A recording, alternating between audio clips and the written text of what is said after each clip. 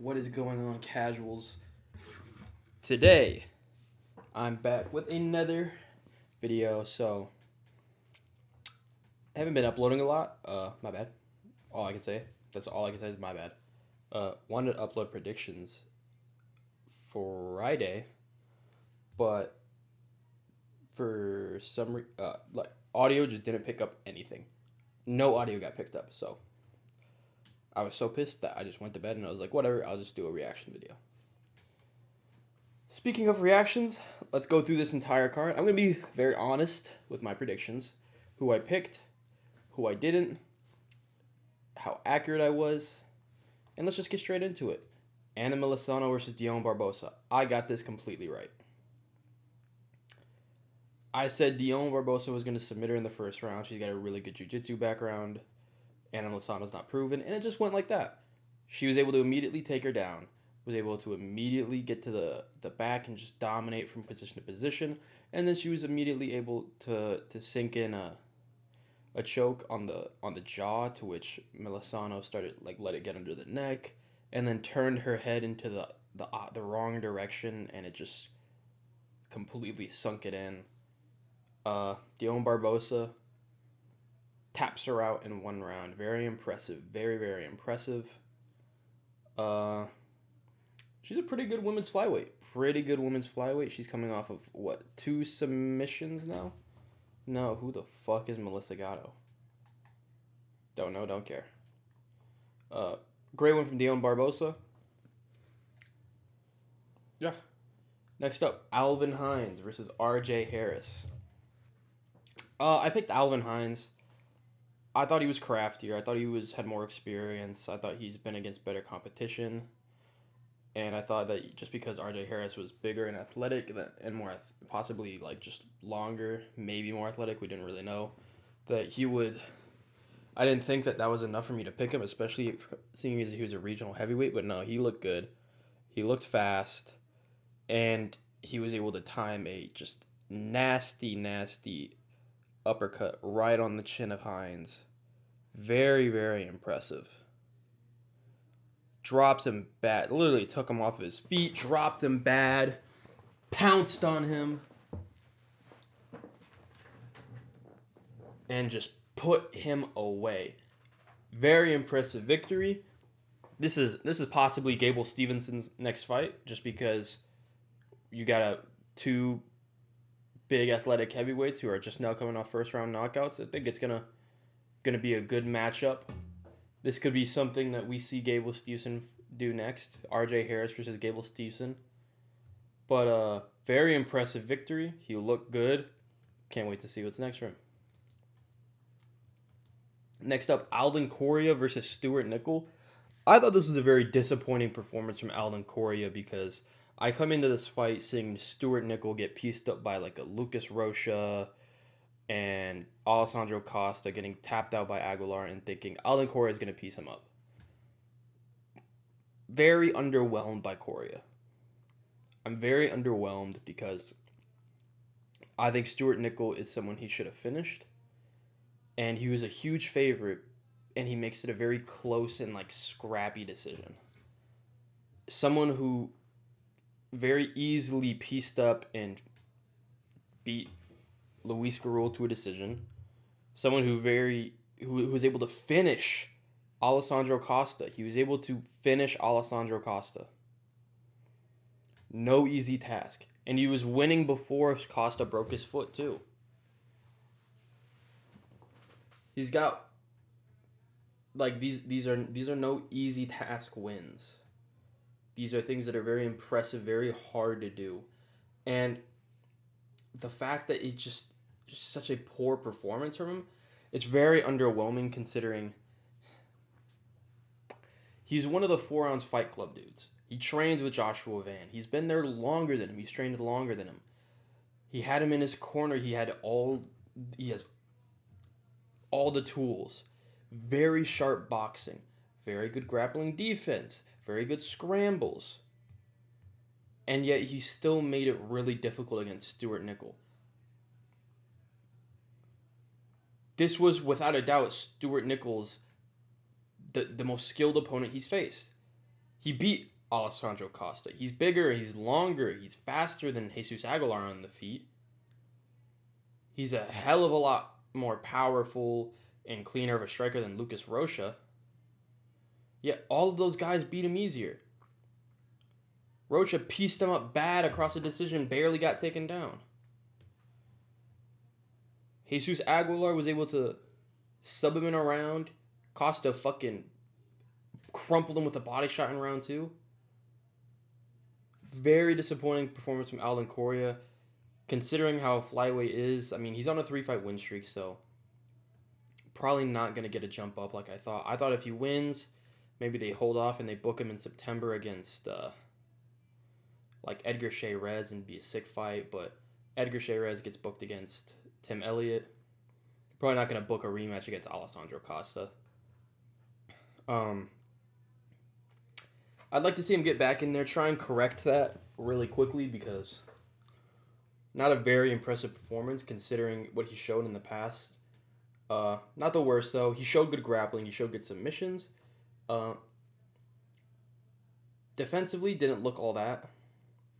Stuart Nickel was hitting them, but I also think there was a lack of respect. But in terms of distance management, it looked like he understood the range at all times. I just think I think he definitely overlooked Stuart Nickel a lot, and that might have played into it. And it's hard not to blame him for that, because Stuart Nickel 0-3 in the UFC, getting beat very easily by all of these guys. And the last guy who beat him is someone Correa finished. So, all in all, very unimpressive performance, but I believe he'll do better in his next fight. Next up, Ezra Elliott versus Damian Anderson. Ezra Elliott, one of the Red Hawk Academy guys. I thought this was, let me say, it was a boring fight, but it was very impressive what he did. I went into this fight assuming let me say I picked Alden Correa. I picked Ezra Elliott. I went into this fight believing that Ezra Elliott was going to use his grappling ability to keep it on the feet and get the win against Damian Anderson on the feet. In actuality, Damian Anderson, a very tricky jiu-jitsu guy,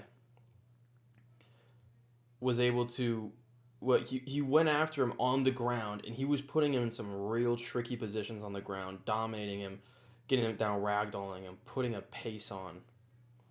And Ezra Elliott did miss weight. He's a big featherweight versus a smaller, like, almost a bantamweight in Damian Anderson. And Damian Anderson was doing good to stuff takedowns sometimes, scramble, try and get back to his feet, which I think that's a more testament to Damian Anderson, but Ezra Elliott looked good in his grappling. He looked aggressive in his grappling. He was trying to find submissions, always going for something. Very impressive victory from Ezra Elliott.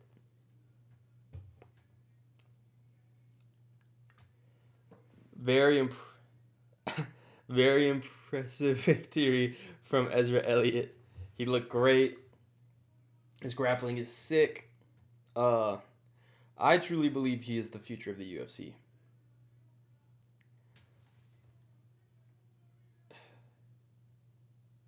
I truly do believe, like, he's like a future Marab almost. Is that not crazy? Is that not crazy? Is that crazy to say? I maybe okay. Let me dial it back. Future of the sport and new Marab, definitely a push. So far, I think it's definitely a push. But I think he has potential to be something. He has definite potential to be something. And I think also Ezra Elliott normally fights at bantamweight too. I don't want to know how he's gonna just ragdoll these guys if they're like 135, these 135ers. With that big of a size advantage on all of them, I think he'll ragdoll a lot of these guys, and I think he'll put together some good win streaks. I think he'll get a couple of good finishes, a couple of good submissions. I think he's a very high level grappler, and I'm excited to see what's next for him. Great win from Ezra Elliott. Damian Anderson, no slouch. Next up, Levi Rodriguez Jr. versus Felipe Franco. I picked Felipe Franco. Got this one right. Thank God. Oh, I see Jose Miguel Delgado, and I got a fucking crazy idea on my mind. I got a sick idea. What? My phone fell.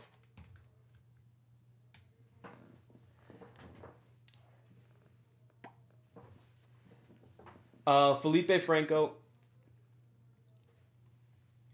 TKO's Levi Rodriguez Jr. in the second round. I'm very glad about this because Levi Rodriguez Jr. is a fat roid cheat, and I don't fucking appreciate that at all in my sport that I love. It was a more competitive fight early. Levi Rodriguez Jr. was going after Felipe Franco, wobbling him on a couple of occasions, stumbling him around, and it was looking tricky for Felipe Franco. But Franco is a guy that fought Mario Pinto at heavyweight and made it real close and competitive.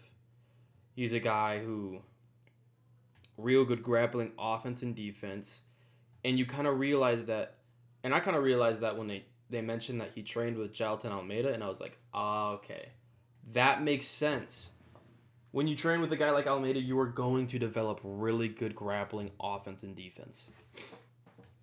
You have to with a guy like that. And he really showed that. His takedown entries and were solid. His strength really good, and when he gets top position, he was able to progress to mount so quickly. And when he got on top, he just beat the shit out of him.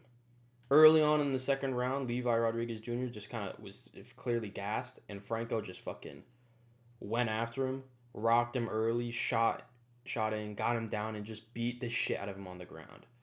A couple of people think it's early stoppage. I think it's fine. Rodriguez Jr. was like moving, but he wasn't getting out of the position at all. And, that's not really defending yourself. Avoiding strikes and getting hit by most of them and then not getting out of the bad position that's causing you to take damage and just kind of trying to absorb it. That's not intelligent defense, and I think it was fairly stuffed. Great win from Felipe Franco. He looks good for a light heavyweight. Honestly, this is the type of thing that we need at light heavyweight. Some good prospects, and I'm very impressed. Next up, Jean-Paul Noyani versus Siakian Ko. I thought this was an incredible fight. I think this is a very, very good fight. Jean-Paul Noyani looked really good. I thought Siakian Ko was going to just dominate it, truly. Because when you look at his fights against a guy like Elliot and Philip Rowe, someone who Jean-Paul Noyani struggled with, he was able to just completely dominate those guys. Make it a fight that was non-competitive. And I think the fact that Lobos Noyani went out here and he was able to beat a guy like Siakian Ko, a very, very good win. That's really good for him. He's also very active on social media. Does stuff with like Jaden Cable and shit. The fucking stupid alien pose. Shit, dude, I can't even blame him anymore. This guy's tough. He's so tough with it. All right, he's tricky. He sets traps everywhere, and the first round I thought was a clear Siakian Ko round. Ko was kind of piecing him up on the feet, doing very well with his jab, and countering really well, landing hard strikes. They're two very high level welterweights. These two are actually very good, very high level. I think both of them have ranked potential, in all honesty.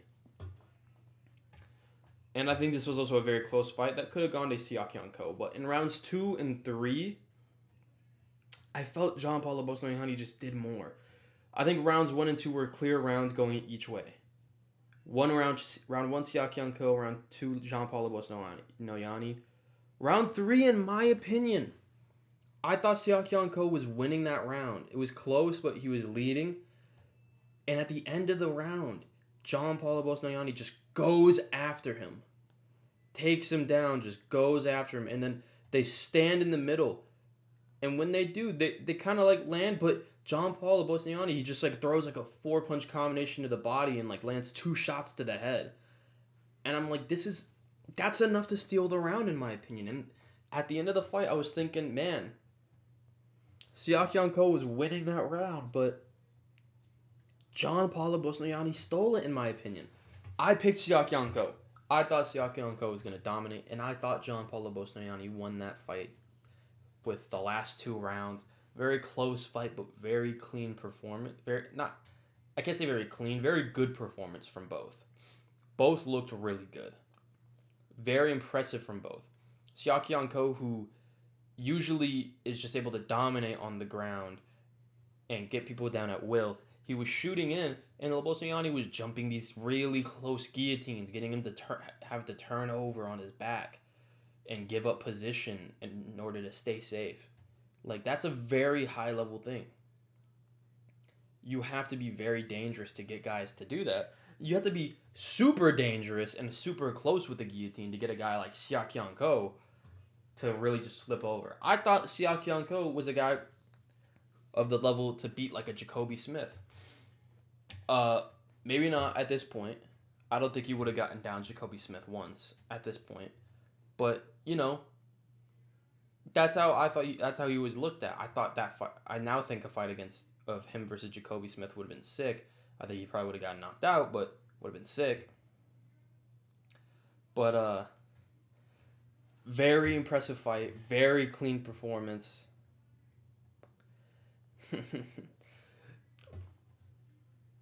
John Paulo Noyani, fucking hell, he does it. He gets it done. I can't wait to see what's next for him. I think a good jump up in competition is due.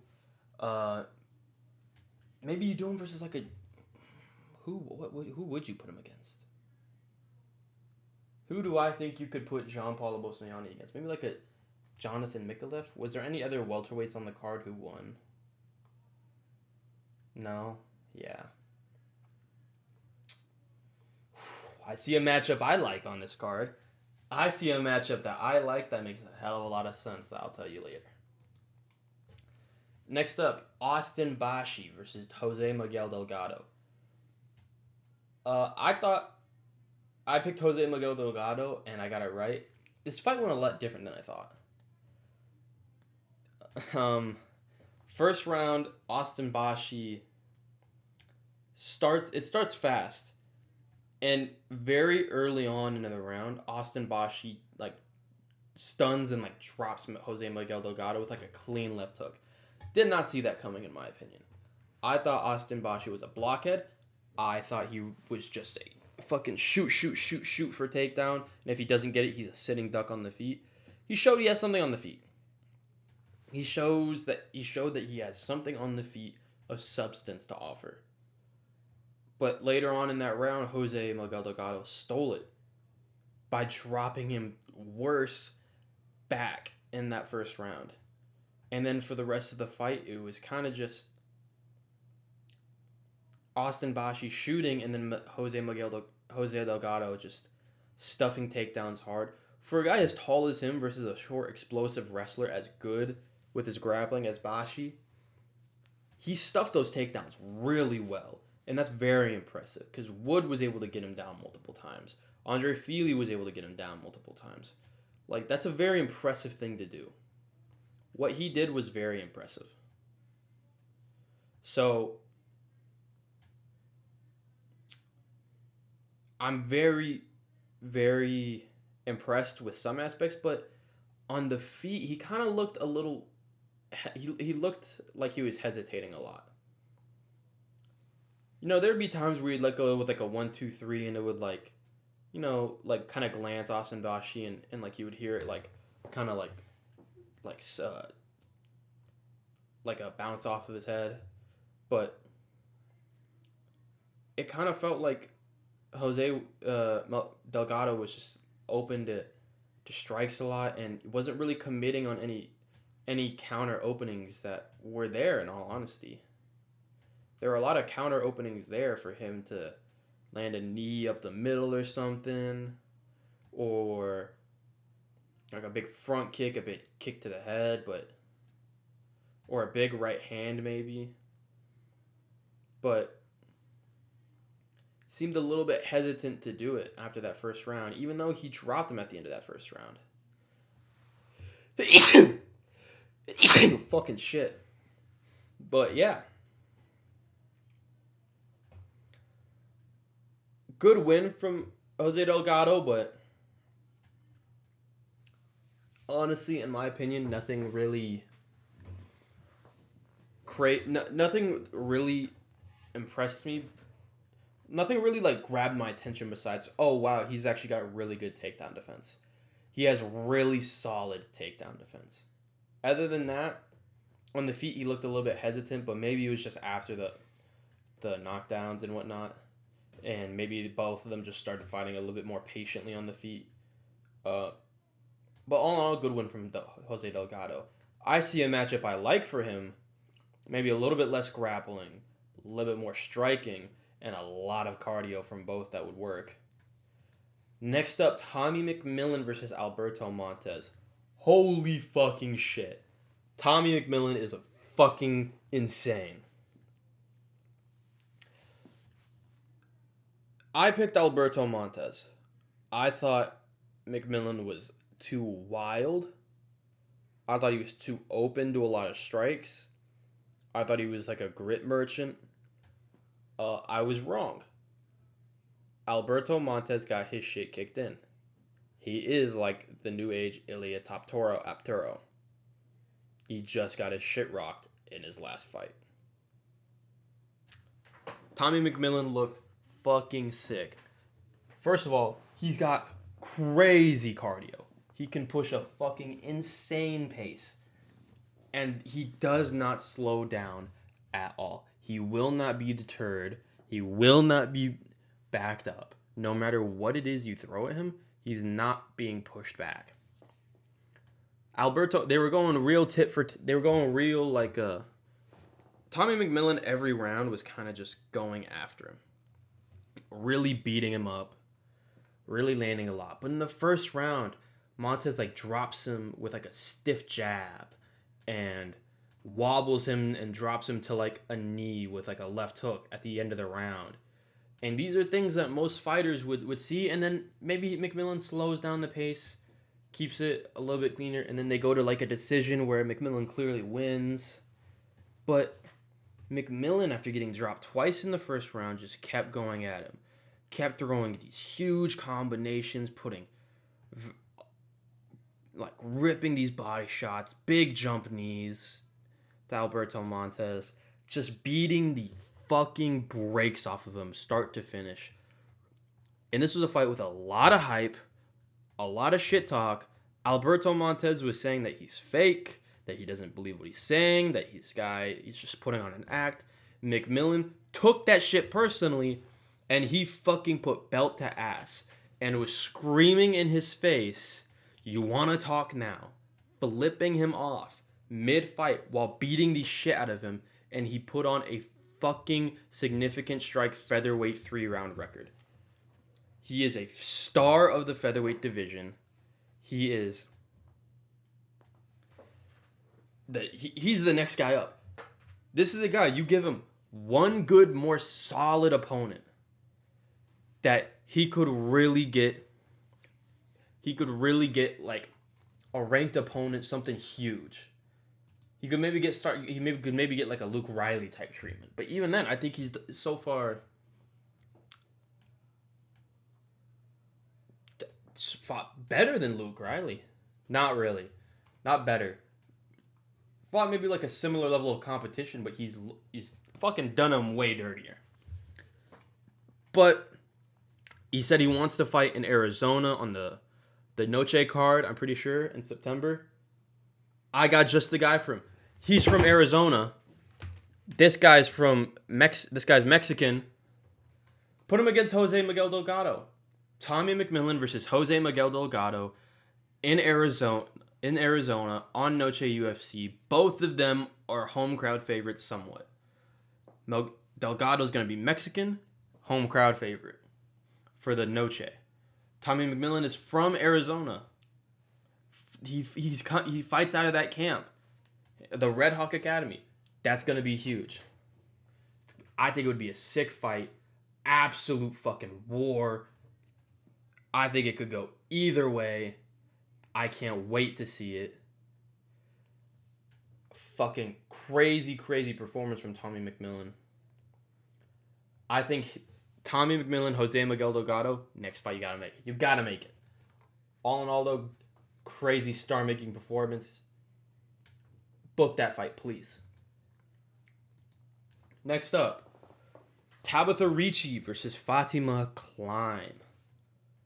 I picked Fatima Kline, and she's just really good. Fatima Kline is really good. Her only loss is to Jasmine Jasdavicius at women's flyweight. That was a really competitive fight. Ever since she moved down to strawweight, she's actually just fucking size mogged all of these women. But okay, I can't say she's just done that because I feel like that's disingenuous to her skill set. She's actually just beat the shit out of all these women. She actually just beats the shit out of all these women. She's significantly more skilled than a lot. I think she's a future champion. I mentioned this. I had a prospect video saying Fatima Kline is a great women's prospect. She's the best strawweight prospect. This is why. I think she's a future champion. She's really skilled on the feet. She's like Carly Jadis, all of these women, they're really good prospects. Okay, these fighters, they go out there and they try and to really win and dominate their opponents. She does that. She looks good on the feet. She looks sharp. She looks technical. She looks skilled. She's got competence on the ground. She can ragdoll her opponents. She did it to Ricci. And she's violent. She will go out there and she'll try and beat the shit out of you. And that's what you need in a women's flyweight or a strawweight. That's what you need in a women's fighter overall. You need someone who's willing to go out there and be violent. And that's what Fatima Kline does. Great win. Tabitha Ricci was higher ranked. She makes it competitive with some of the better women in the division. Had a decent fight against Jandiroba. Had a decent fight against Xiaonan. Fatima Kline just completely dominated her. I think Fatima Kline needs a fight against maybe Jandiroba next. Maybe a Yan Xiaonan next. Something big to get her in that title picture because this is someone we need at strawweight to get that belt, not fucking Mackenzie Dern. Fatima Kline is someone who fans would watch and be like, oh, she's probably going to beat the shit out of her opponent, rather than Mackenzie Dern being like, oh, we're probably getting like a weirdly lame decision. So, great win from Fatima Kline. I pray she becomes champion. Next up, Chase Never Goon Hooper. He stopped gooning and he started winning.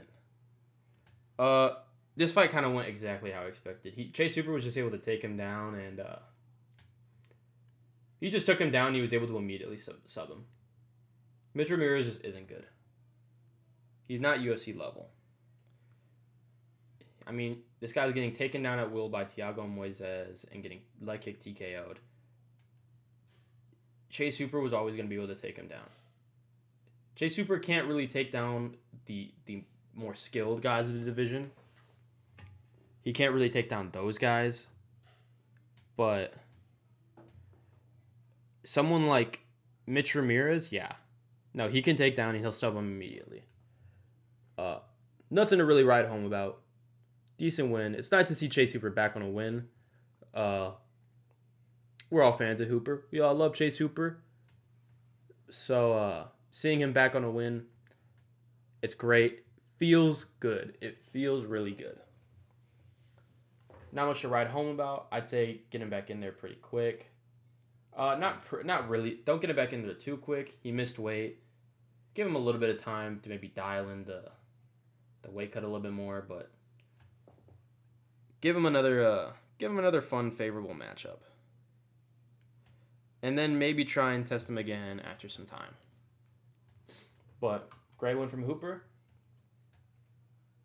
It's good to see him back on a win. Next up, Christian Leroy Duncan versus Jared Cannonier. this was really weird. Uh, Christian Leroy Dunk. I picked Jared Cannonier. Got it wrong. I thought Jared Cannonier was gonna be able to get him down, which he did. But I thought when he would get on top, he would pummel him with elbows and ground and pound, which we know he's really good with. But Christian Leroy Duncan at every moment was just spinning, throwing something weird, dynamic, and always human Beyblade. Everyone was fucking saying it. I just thought Jared Cannonier was a fucking like a rock. You fucking put a Beyblade against a rock, it's gonna just fucking spin and it's gonna, topple over. Nope. No, Jared Cannonier was like a fucking piece of paper, and Christian Leroy Duncan was a Beyblade with fucking knives attached to it. Just cut right through him. No, in all honesty, it was a tough fight for Duncan, but he pretty much styled on him. I won't say stopped. He very soundly beat him. He was landing a lot of his dynamic shots at will, landing really clean strikes. Duncan did start to slow down in the second round, but he was able to keep up his explosiveness, landing spinning elbows. In the clinch, he was always landing elbows, always landing big knees, doing something. He was always doing something and being active, and that's kind of what won him the fight.